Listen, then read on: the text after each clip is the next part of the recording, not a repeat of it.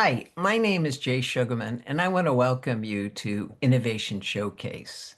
The main purpose of this ongoing series is to inform viewers about exciting innovations and creative individuals across the fields of business, science, technology, education, and the arts.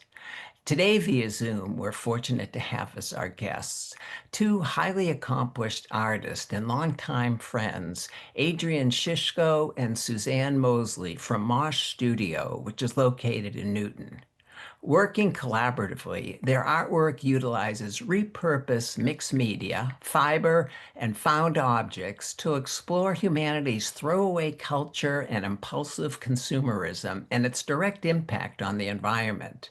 They're here today to inform us about their recent joint effort entitled Glacial Ghost, which is on display at Riverway Park near the Longwood T stop until September 1st. Glacial Ghost is one of the 17 sculptures on display as part of Studios Without Walls' annual exhibition entitled Dream Upon the River. During the program, learn why and how Glacial Ghost came about. We'll go on a behind-the-scenes tour and in the process come to better understand and appreciate how Adrienne and Suzanne's creation promote environmental awareness, inspire sustainable practices, and foster community engagement. Let's start by meeting our guest. Welcome. So delighted you're both able to be here. Well, we're thrilled. Thanks so much. And I had the wonderful opportunity to tour the Riverwalk last week. I enjoyed all the sculptures, eager to hear about Glacial Ghost and how it came about. But before we jump right to that, I think it would be of interest if each of you would just very briefly share a little bit more about your backgrounds, artistic, professional interests. Adrienne, would you please start? Absolutely. I came to art in a very indirect way, having probably been an artist as a kid, but I ended up literally in retail, then in law school, then in the fitness industry, and at last as an artist. It's not your typical trajectory, but I think at each point, the experiences helped to bring me to where I am as an artist now. Fabulous, fabulous. Thank you. Suzanne, welcome. A little bit about yourself, please. It's kind of a similar circuitous story. I was always very creative, and my career background was in marketing, business development. I worked in fashion, I worked in advertising, I worked in the craft industry, so all kinds of creative fields, but I was always on the business side. And it wasn't until I had twins and then another daughter 18 months later, so three Hmm. kids too, Wow.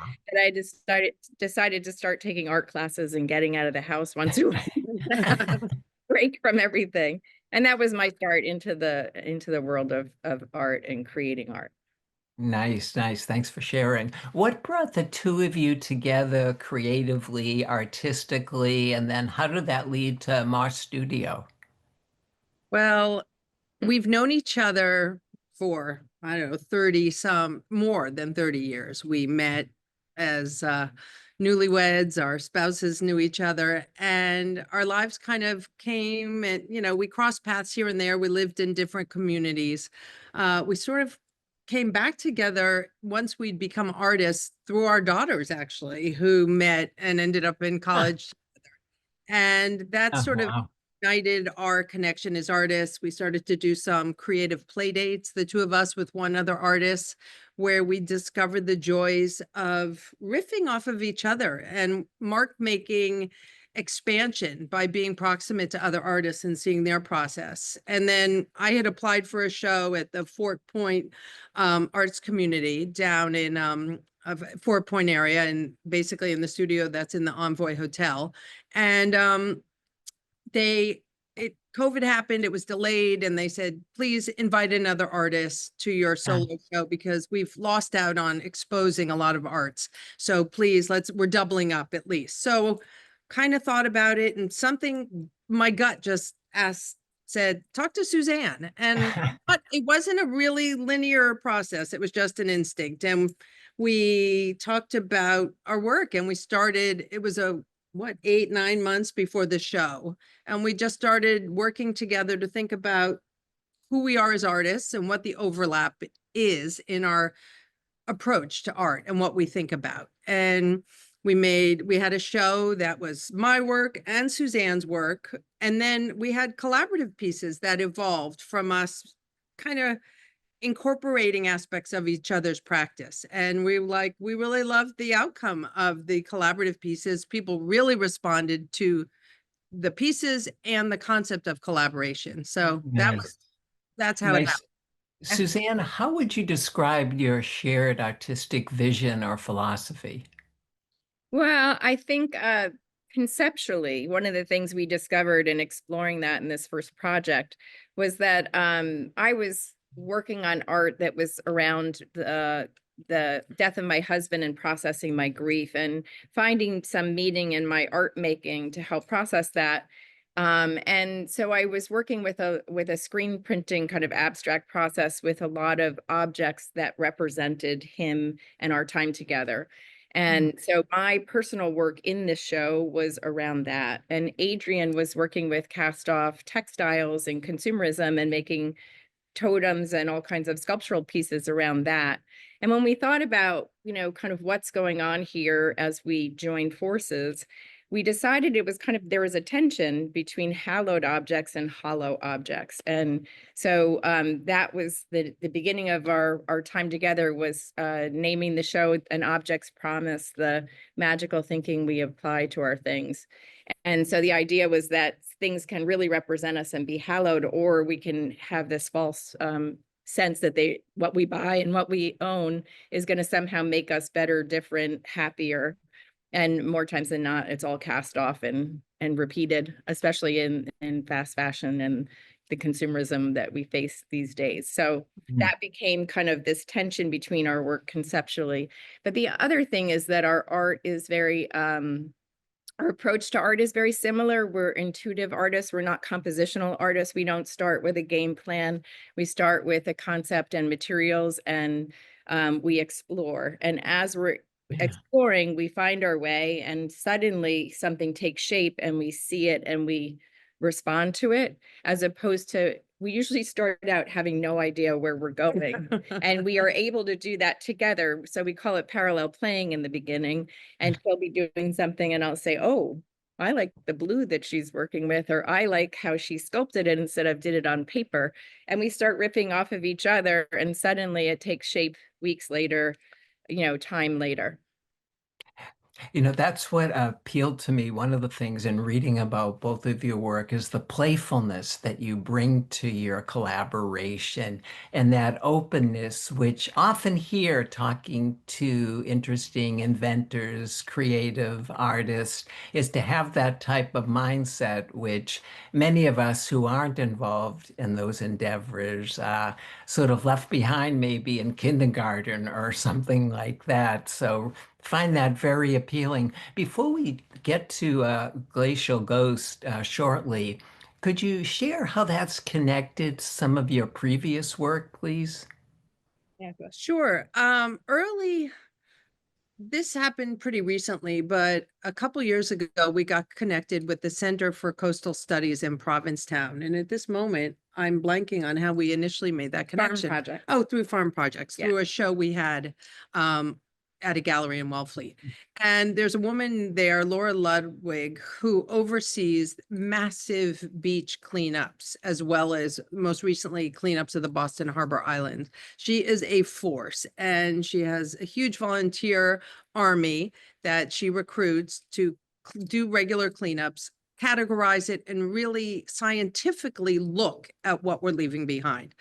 Part of what she does is once she has it and has categorized it, she loves to find a next life for these things. So she's worked with a lot of artists and supplied different materials. You go and it's like a candy store and say, or you tell her, I love this, please keep this for me. And she's all about that. So we started working with marine rope, as well as found buoys, the flotation buoys that are often used to demarcate swimming zones. And I have a couple of pieces we can show you. I'm like, here, how do I show them to you? Here, you can hold these. They are something, they're part of something we call our future artifacts. And with the knowledge that what we leave behind is what future generations will find. Archaeologists will be digging this up and wondering, what are they? We sort of bringing them forward and creating the artifacts now, utilizing repurposed fibers that we paint, and sometimes they've been dyed. We collect in all different ways. And then we're encasing them in beeswax, which is an ancient preservative. And to create these things, and people have loved what they look like. And like all of our work, we try to take this trash and bring it to a place where people don't see the trash initially. They don't just see, oh, that's this. It takes them a while. So the initial seduction is an appeal to the new object. And then we have an opportunity to go deeper and explain to them and hopefully give them an opportunity to reflect on what we're leaving behind in their own personal choices. Right. Yeah, we definitely try to entice the viewer to go like, oh, that's cool colors and textures, and it's really interesting looking. Let me get a little closer. Let me understand what it says on the plaque. What are they doing here? And then we capture their attention with this buoy that has been transformed into an ancient like vessel and has taken on a whole new life of its own. But the messaging behind that then resonates with them because we have their attention. And I think that connects nicely to the approach you took with Glacial Ghost. Can you share a little bit about the story, how that came about, and how it's developed to the sculpture we see here today? Yeah, so in September, Center for Coastal Studies had some grant funding to do a much larger beach cleanup than just the Cape Cod coastline. So they went to the Boston Harbor Islands, and they had a big volunteer community that spent days out there collecting all kinds of stuff off of the Harbor Islands. And what was it, 1,400 pounds of styrofoam were collected, which is amazing because styrofoam doesn't really weigh anything. So to get 1,400 pounds is huge. Huge of volume. And yeah. so Laura, who runs the coastal studies, contacted us and said, I have the most amazing bounty of these styrofoams in every shape, size, color, style, and would love it if you guys would create a piece out of it so that we can tell the story about plastic and styrofoam and beach debris and the trouble it's doing to our coastlines in a new way, in another way, in this kind of bigger public art way. So would we be willing to do it? And we had an opportunity simultaneously to work with Studio Without Walls to do a piece of public art. And we said, of course, we'd love to. We have the exact venue and the timing. And that became the impetus for working on that piece. And this image shares some of the inspiration that you had for the project. Would you share a few words? Yeah, this was a trip I took in Chile and had an opportunity to go on a boat and go around and see this glacial environment that was there. And when we went and we looked at the styrofoam that was collected at a warehouse in New Bedford, the first thing that we both saw were these colors that were very reminiscent of glaciers and glacial environments with the rock and the dirt and the blue and the white and all the tonality in between. And so we both sort of together automatically said, these are like glaciers. This has a reference to glaciers. Right. If you should, in some of the other pictures you have where we went, this is the warehouse, a place called Net Your Problem, where this organization works to get most of the fishing net recycled in a really productive way. So she invited us down there to sort through these giant bags of the collected foam. And we had a few volunteers show up, and we went crazy, and we like that. That was my husband, who's often recruited to help. We picked pieces to take home that inspired us, and we probably came home with twice as much as we used in the actual sculpture. It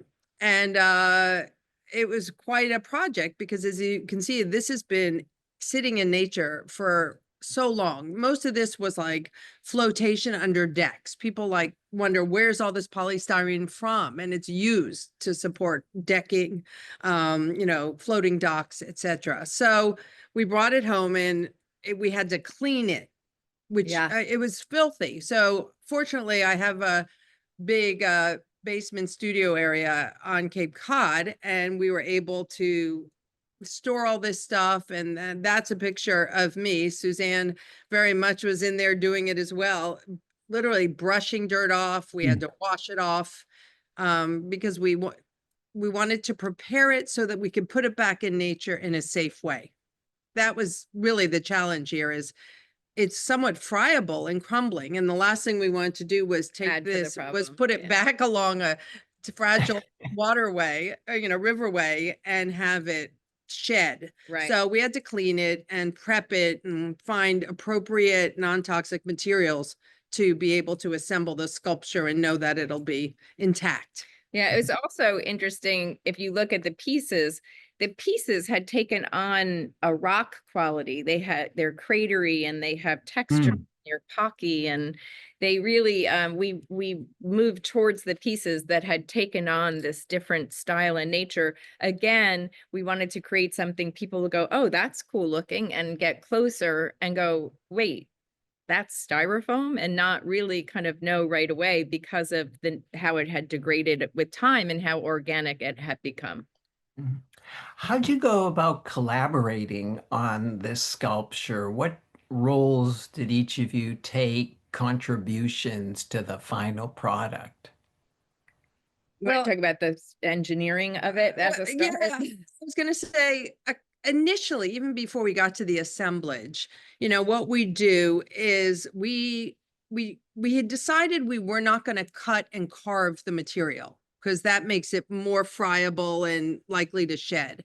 So we spent time finding the pieces that were most appealing, and as they were, as nature had sculpted them.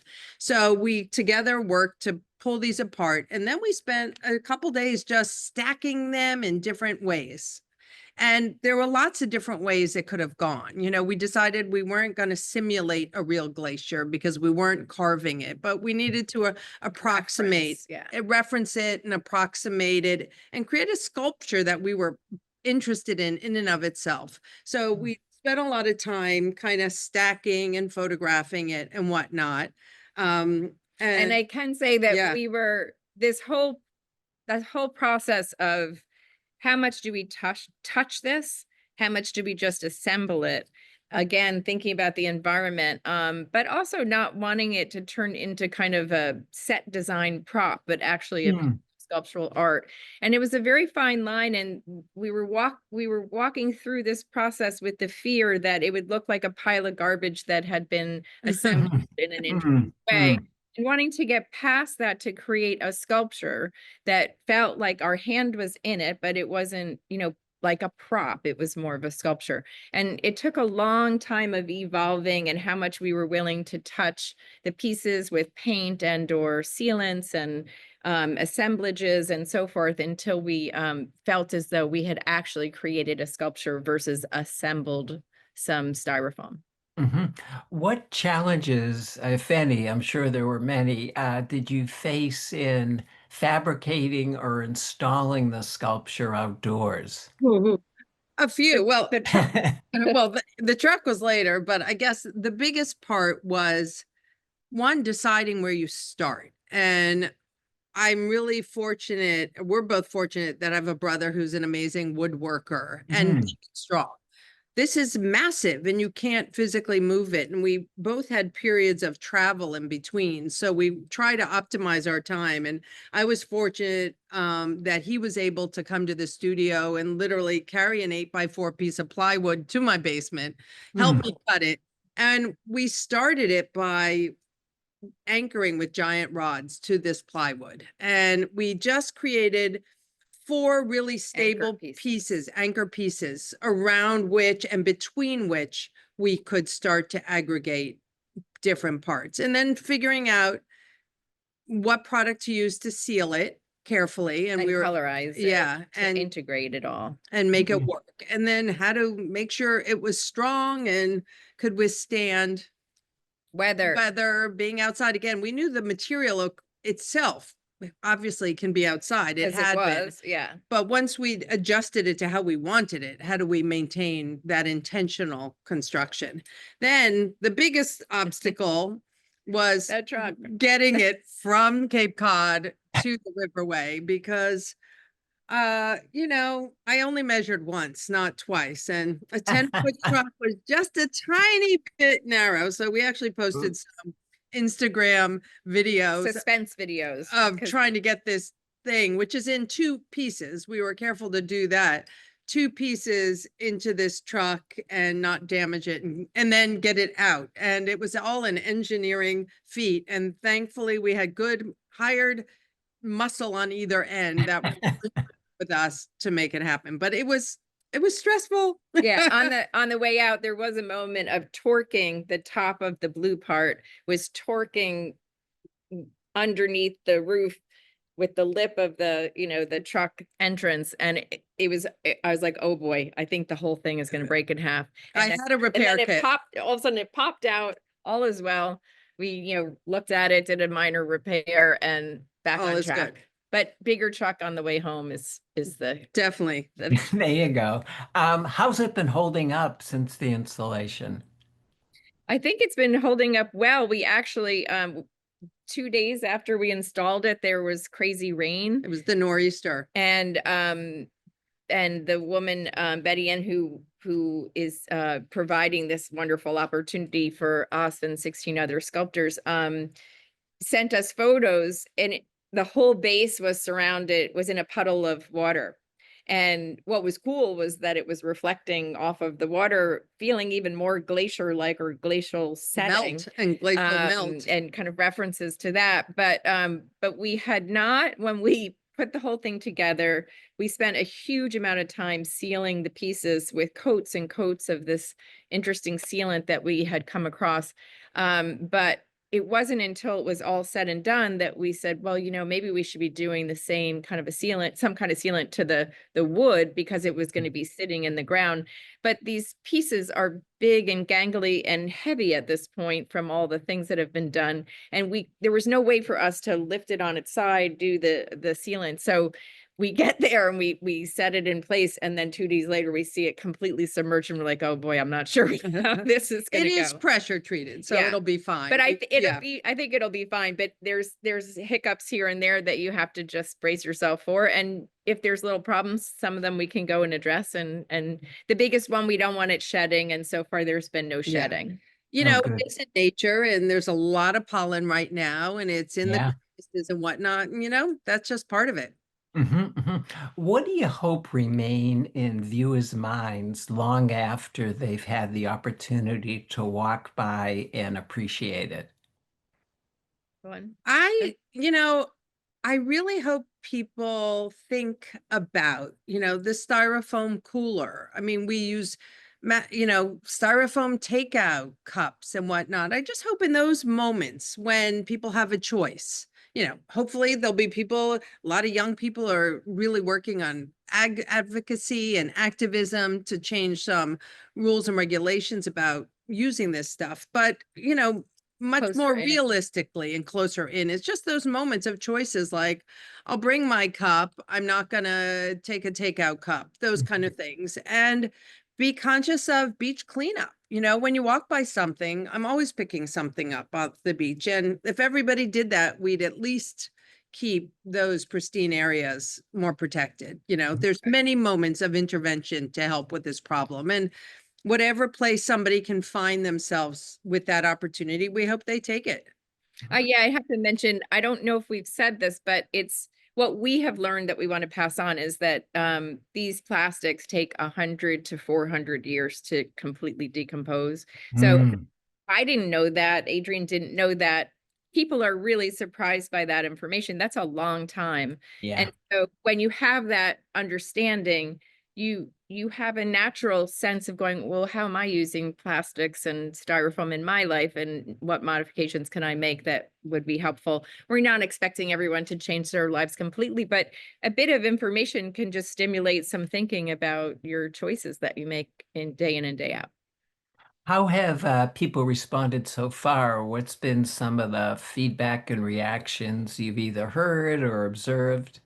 Well, mostly, I think we've mostly gotten feedback on social media, which is Right. where you initially, most people, it's only been out there for Mm. a couple weeks, is that people feel like it's a really strong combination of artistry and concept, that it really hits all those notes, that it's not a one note experience, that people are pleased with the composition, they like how it is in nature, and then they love the depth of the thinking behind what this Hmm. that there are multiple layers that you get impact. And with art, both of us, because so much of our art is very colorful, um the experience I want people to have is more than one glance. I want people to look closely and discover each time they Yeah. go and see something new or think about something new.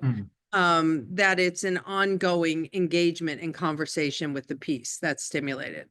And people seem to really be responding to it. People are like, oh my God, that's not turquoise or Right. that's styrofoam. And how It's did not you make rock. those shapes? Yeah. And that's what we want, is that sense of wonder. That's something that's so ubiquitous, can be transformed into this powerful and impactful avenue for rethinking certain things.